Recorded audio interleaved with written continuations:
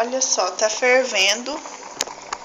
Vamos ver o que vai dar. Tá fervendo com a água, com as ameixas e com o açúcar. Vamos ver o que esse negócio vai dar, gente. Eu não sei o que vai dar. Tô fazendo um teste. Vamos ver. Olha, gente, deixei ferver por 5 minutos. Agora eu vou jogar a calda.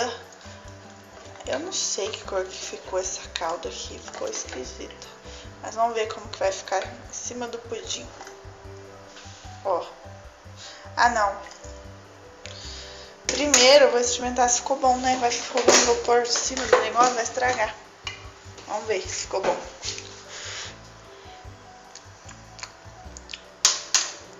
Ai, gente, ficou água com açúcar. Ficou muito bom. Mas vamos jogar porque não tem outro. Ó. Tá vendo?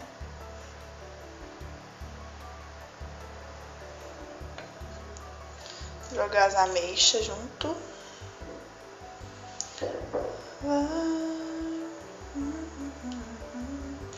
Ah, acho que melhor colocar as ameixas aqui, né, gente? O que vocês acham? Olha que bonitinho que vai ficar.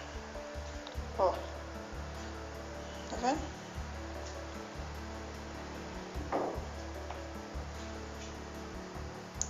Ai, meu coração, vai estragar meu coração. Já estragou, né? Fala a verdade. Ó.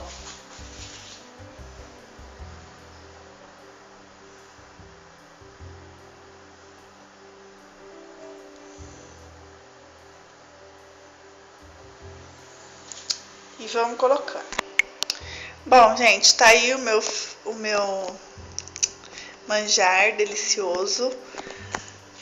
Vamos ver se vai ficar bom, né? Mas eu sugiro pra vocês não fazer isso que eu fiz. Fazer a calda em casa. Compra já a ameixa e calda. Vai ficar uma aparência melhor, mais bonita e mais gostoso, tá bom? Então tá, um beijo e até a próxima.